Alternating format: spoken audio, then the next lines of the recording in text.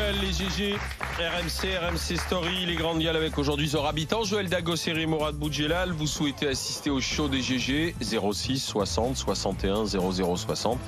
06 60 61 00 60. Très bientôt, vous serez avec, par exemple, dans le grand oral des GG, l'humoriste Sugar Samy, Benoît Hamon qui viendra dans les grandes gueules, Patrick Sabatier, Jérém Star, François Ruffin, le comédien André Dussolier et le réalisateur Étienne Chatiliez. Voilà, toutes ces personnalités viendront passer le grand oral des GG. Demain, c'est un ministre qui sera avec nous, Julien de Normandie, Maxime Yeddo, Caroline Pilastre, Anas Kazib. 06 60 61 00 60 pour être avec les grandes gueules. Tout à l'heure, le grand oral des GG avec la réalisatrice, journaliste, productrice Rokhaya Diallo. Elle viendra parler de son parcours de vie, de femmes noires, de femmes qui n'étaient pas destinées à évoluer dans un milieu qui est celui dans lequel elle évolue aujourd'hui, médiatique, sociétal, politique. Alors est-ce que c'est parce qu'elle est noire? Est-ce que c'est parce qu'elle est femme? Est-ce que c'est parce que il y a une communauté aujourd'hui blanche qui empêche certains d'arriver là où ils veulent venir? On en parlera, ce sera tout le débat avec Rokhaya Diallo. 11h-5 le match, 11h-20 les GG veulent savoir. Les sénateurs donnent la possibilité au département de revenir sur les 80 km/h. Les députés vont-ils oser le cas par cas, le département par département? Est-ce que c'est une bonne idée ou pas? Venez en discuter avec les GG tout à l'heure à 11h-20. Grande gueule du jour, un sondage. Il fait couler beaucoup d'encre face aux risques terroristes. Et en cas d'une nouvelle attaque tout à l'heure à 10h, les Français sont pour, à 11h, sont pour qu'il y ait un militaire à la tête de l'État. Fallait oser, chers compatriotes. Vous venez en parler tout à l'heure à 11h05. En attendant, voici le monde de Macron. RMC, les grandes gueules. Ce que je veux, c'est que vous alliez le faire gagner. Le monde de Macron. Vive la République, vive la France. Dans le monde de Macron, on a des européennes qui arrivent, un gouvernement qui est à la tâche, mais des ministres qui s'en vont. Oui, Macron, tu l'aimes ou tu le quittes? On le quitte plutôt, Macron. Depuis qu'il est président de la République, c'est un président qui est quitté. Souvenez-vous, Nicolas Hulot, Gérard Collomb, aujourd'hui Benjamin Griveaux, Mounir Majoubi et Nathalie Loiseau. Alors, chacun part pour des raisons différentes. On a bien compris que Benjamin Griveaux et Mounir Majoubi, c'était pour participer à la bataille de Paris qui commence. Les deux ont l'ambition de ravir le fauteuil de maire de Paris à Anne Hidalgo dans un an, mais pourquoi partir dès maintenant alors qu'on est en pleine crise sociale, alors qu'il y a les européennes qui arrivent, et puis il y a Nathalie Loiseau qui part parce qu'elle justement sera tête de liste aux européennes pour La République En Marche. Ça commence à faire beaucoup, il va falloir les remplacer. Qu'est-ce que vous en pensez? Alors chacun a des ambitions personnelles, c'est normal, Zora Habitant. Moi, j'ai vu la vidéo, donc je peux pas m'empêcher. Quelle vidéo? La vidéo de présentation de la liste aux européennes avec Nathalie Loiseau, donc j'ai trouvé ça très drôle. Je trouve qu'il y a rien de, il y a pas de hasard. C'est une stratégie politique. Il quitte pas Emmanuel Macron. C'est d'un commun accord avec le président. Il pose ses pions pour essayer la République En Marche, Macron, tous ceux Benjamin Griveaux, tu parlais de Benjamin Griveaux. Non, mais il faut pas oublier que dans ce nouveau monde, il y a un paquet d'anciens mondes, de socialistes, etc., qui connaissent très bien les rouages de fonctionnement des partis et comment on se partage les territoires en fonction des échéances électorales. Donc Emmanuel Macron... Donc aujourd'hui, être ministre, c'est simplement un tremplin pour une ambition personnelle? Oui, bien sûr, mais tout à fait. Mais d'ailleurs, il n'y a rien de changé à ce niveau-là.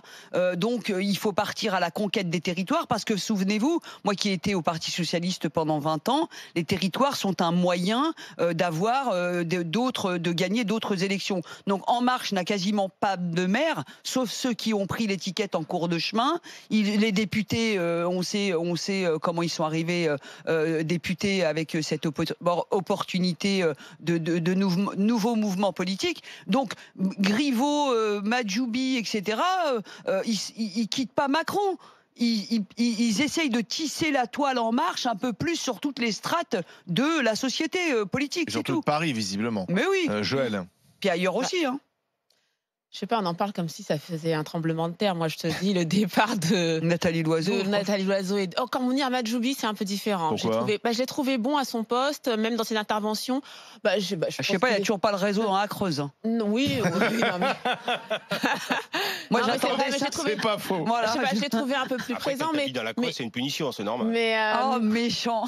Mais je veux dire, ceux qui habitent dans la Creuse peuvent appeler au 32-16. Joël Dagosseri, s'il vous plaît. Voilà, Joël Dagosseri, s'il vous plaît. Enfin, quand même. Oui. Non, mais je veux dire, l'annonce du départ des deux autres, mon pouls n'a pas varié d'un millimètre. Enfin, je veux dire, c'est... Et donc... un événement pour toi. Non, rien. Non, mais rien. Là, moi, où je rejoins Zora, c'est qu'il y a un moment, La République En Marche, c'est un nouveau parti et qu'ils ne peuvent pas rester qu'à la présidentielle. Il faut bien qu'ils aient des maires, ils ont des députés, il faut s'ancrer localement. Donc, bon, c'est une logique. Et puis, être ministre... t'es éjectable du jour au lendemain. Alors que là, tu vois... C'est éjecte eux-mêmes. Bah oui, oui, mais là, s'il est élu, tu vois, il a 7 ans devant lui. Non, ils prennent des assurances plus longues, c'est-à-dire conquérir des territoires. Voilà. Et vous allez voir que pour les régionales... Ils vont essayer de les prendre, c'est pas dit. Non, c'est pas un vieux singe qu'on apprend à faire la rima. J'étais 20 ans au PS, on sait très bien comment se partage les territoires. Il faut gagner l'élection quand même. Non, mais peu importe, le partage des territoires, ça se fait comme un accord avec ceux qui tiennent le parti. Mais enfin, voyons, Castaner, Ferrand, etc., tout ça, ce sont des socialistes. Faut pas l'oublier. Les gens, ils s'imaginent que ça y est, il y a la République En Marche, les socialistes ont disparu. Les socialistes n'ont pas disparu. Ils se sont dissous dans la République En Marche. Donc, ils ont exactement les mêmes pratiques. Point. Je comprends pas pourquoi les gens essayent de comprendre un nouveau monde customisé et puis qu'est-ce qu'ils font Non, mais ils font la après, même chose que les autres avant. Pour Benjamin Griveaux sur Paris, si tu arrives à comprendre quel est son projet pour Paris, moi j'ai essayé un petit peu. Je t'assure que vraiment, il n'y a rien qui... il a un an pour le faire. Bah ouais, mais les petits trucs qu'il a annoncés, à part les parkings à l'entrée des villes, à l'entrée de la ville, où voilà, oui, effectivement, c'est nécessaire, mais sinon... Mourad Qu'est-ce que je peux vous dire? Nathalie Loiseau, je vais être très sincère, il faut qu'elle le comprenne. La France s'en fout complètement qu'elle quitte le gouvernement et qu'elle soit tête de liste de La République En Marche aux Européennes. Mais on s'en fout avec une force qu'elle peut même pas imaginer. Et sincèrement, on s'en fout. Voilà. Je note quand même que chez les ministres, le mercato a commencé, période de transfert.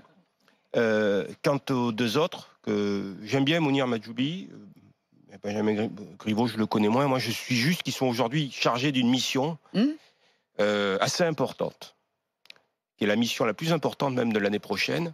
C'est mission TSH. Je ne sais pas si vous connaissez la mission TSH, qui est tout sauf Hidalgo. Tout sauf Hidalgo, d'accord. Tout sauf Hidalgo. Voilà, je pense que la Chaise... T'en fous, t'es varois, toi. La Chaise ferait un meilleur maire de Paris que Anne Hidalgo. Tu es de Toulon, toi. Tu es de Toulon, Mourad. Il est souvent à Paris. Si vous quittez... J'ai un appartement à Paris. Si vous quittez... t'as un appartement à Paris aussi? Je pourrais voter à Paris. Excuse-moi, je ne suis pas au RSA et donc je sais que c'est pas bien. C'est sûr que pour avoir l'appartement à Paris, il ne faut pas toucher le RSA. La ville est devenue très chère. Non, te justifie pas, Mourad, laisse tomber. J'ai pris des risques, j'ai eu beaucoup de soucis, j'ai une partie de mes enfants. Il a plus de ça d'acheter un appartement à Paris. Bon, c'est pas grave. Pas besoin de te justifier. Donc, les mecs, vous avez une mission. Voilà, c'est TSH. Alors, vous, n'importe qui. Mais tu y crois à Griveaux et Mahjoubi pour faire tomber Anne Hidalgo? Il y a Rachida Dati aussi, On verra bien, mais voilà, c'est une mission, il ne faut pas la louper parce que sincèrement, là, il faut qu'elle parte, quoi. Qu'elle parte. Ah oui, vraiment là. Vraiment, il faut qu'elle parte, quoi. Ça devient insupportable. Non, à ce point-là, t'exagères. Ah oui, non, il faut qu'elle parte. Ah oui. J'ai fait une hidalgophobie, moi. C'est un truc. Ah oui, je pense même que je vais consulter pour ça. Non, mais juste en ce qui concerne Mounir Mahjoubi et Benjamin Griveaux, il n'y en aura qu'un candidat. On est d'accord? Oui, bien sûr. Voilà. C'est là pour le moment, c'est le bal des prétendants. Parce que je crois qu'il y a le vice-président de l'Assemblée nationale. Excusez-moi. Attendez. Le choix est déjà fait. Attends. Ah bah oui. Non. 2 secondes. Je suis pas d'accord avec ça. Moi, je connais l'élu. Non, je pense que le choix n'est pas fait parce que Griveaux n'a pas tué le match. Les sondages ne sont pas bons pour Benjamin Griveaux. Je rappellerai quand même que La République En Marche a fait ses meilleurs scores nationaux à Paris, aussi bien la présidentielle pour Macron que pour législative. D'ailleurs, Benjamin Griveaux avait été élu député comme Mounir Mahjoubi à Paris avec la vague macroniste. Les scores avaient été très impressionnants. Macron, il a fait dans certains coins de Paris 90%. Enfin, c'est ce que faisait Fidel Castro à Cuba. Ouais. Non, mais donc l'uniforme. Donc partant de là, se retrouver à un an la présidentielle à faire 20 et quelques derrière Anne Hidalgo, dont le bilan est quand même très critiqué et critiquable, comme le dit Mourad Boudjelal, donc Griveaux et Mounir Majoubi. Moi, je pense que le choix n'est pas fait et que justement Macron ne fait pas le choix et attend de voir. En fait, il verra quel est le meilleur, celui qui arrive à s'en sortir. Le président de la République, c'est que on sait très bien qu'après 2-3 ans de pouvoir, que l'étiquette, en tout cas ceux pour qui on a été élu, a périclité. C'est pour ça qu'il quitte le gouvernement maintenant. Donc En Marche partout en France, ceux qui avaient l'ambition de conquérir des territoires, c'est un peu plombé pour eux. Moins quand même. On va voir. Paris, regarde, ils ont participé au grand débat. Ils sont encore. Paris un peu moins. Je pense qu'ils ont leur chance sur Paris. Dans le monde de Macron, incroyable la chute d'un homme que les Français qui regardent les 12 coups de midi avaient salué, c'est Christian Quesada. Vous savez, le grand gagnant des 12 coups de midi, 193 semaines d'affilée, il avait gagné plus de 800 000 euros de gains. Eh bien, il a été mis en examen et écroué pour corruption de mineurs et détention et diffusion d'images pédopornographiques. C'est une adolescente de 17 ans qui a porté plainte parce qu'il se faisait lui-même sous un pseudo passer pour une mineure et il lui demandait de se dévêtir. Il dort en prison. Oui, c'est la chute. C'est la chute de quelqu'un qui, grâce à son talent dans ce jeu, avait réussi à sortir visiblement de ses galères, parce qu'il avait un parcours un peu compliqué, avait écrit un livre, on devait même, semble-t-il, adapter son histoire au cinéma. Il était invité partout, et là, c'est la chute. Alors, c'est une jeune fille qui est à l'origine des poursuites. Cette dernière aurait dénoncé Christian Quesada pour tentative de corruption de mineurs. Il y a 1 an et demi, donc il y a eu des enquêtes et les gendarmes ont retrouvé dans ses ordinateurs des milliers d'images de vidéos pédopornographiques. Alors lui, il se défend d'être passé à l'acte, mais bon, il y a quand même cette accusation de corruption de mineurs qui contredit. En tout cas, il a avoué. Il ne pouvait pas faire autrement face à ces images, ces vidéos. Il est en prison, en détention provisoire. Il a été mis à l'isolement parce qu'on sait qu'en prison, c'est à double peine pour les pédophiles en général. Ouais. Voilà, Christian Quesada, vainqueur incontesté des 12 coups de midi aujourd'hui en prison. Alors, quelqu'un suit l'émission? Joël? Oui, j'ai suivi, mais pas après, non, parce que ça passe à midi et que je travaille quand même. Hein. Tu savais qui mais c'était? je sais qui c'est, bien sûr. Et d'ailleurs, j'ai même eu l'occasion d'écouter un peu le récit de son histoire, qui est effectivement, il est passé par plein de choses, voilà, des pertes d'emploi, le RSA, la drogue. Donc, c'est la preuve aussi que l'argent ne résout pas tous les problèmes. L'argent n'est pas la solution. 800 000 euros de gains. Donc un grand jeu. Ne résout pas tous les problèmes psychologiques. L'argent n'est pas la solution à tous nos problèmes, hein, parce qu'on a l'impression dans cette société que l'argent peut tout résoudre, puisqu'on casse pour ça. Donc voilà. La pauvreté non plus. Et oui, bien sûr. Non, mais bien sûr. Mais c'est pour dire que c'est quand même. Il avait quand même une psychologie assez fragile. Et donc, moi, je me suis toujours dit. En écoutant son histoire, je me suis dit, il va tomber, mais je pensais pas pour ça par contre.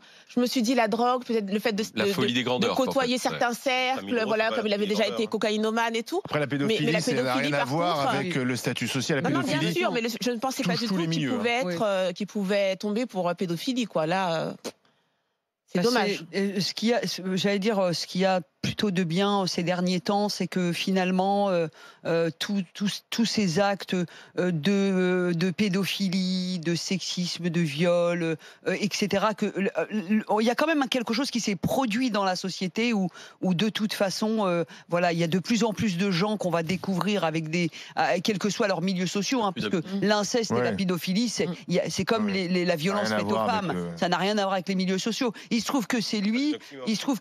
C'est un personnage public, ça choque des gens, mais il faut quand même rappeler aux gens qu'avant d'être une star de la télé, avant d'être une star du showbiz, voilà, on est d'abord un être humain, et que derrière cet être humain, on peut découvrir des choses absolument sordides comme ça. Donc, qu'il soit pas passé à l'acte, c'est une chose, mais avoir des milliers de vidéos et d'images pédopornographiques dans son ordinateur justifie complètement l'incarcération. Les commentaires qu'il y a sous les articles concernant, c'est il faut annuler ses victoires, remettre les compteurs du jeu à zéro, qu'il rende l'argent et autres. Pour le jeu, c'est compliqué.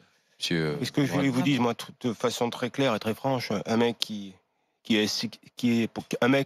s'excite sexuellement sur des images d'enfants est une pourriture.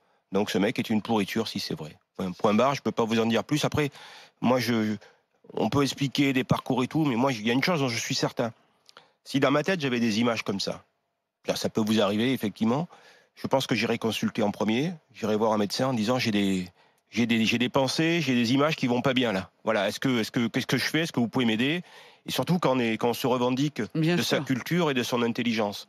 Et là, tout ça est vrai, parce qu'il y a toujours des histoires de présomption d'innocence, bien sûr, on doit mesurer. Il a reconnu, lui. Hein. Ça veut dire que, voilà, donc ça veut dire que c'est un pervers intelligent. Et malheureusement, j'ai l'impression que ce sont pas toujours des oxymores.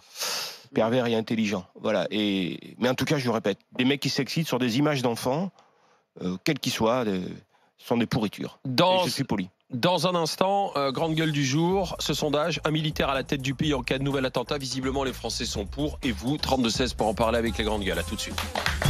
RMC, 9h midi, les grandes gueules.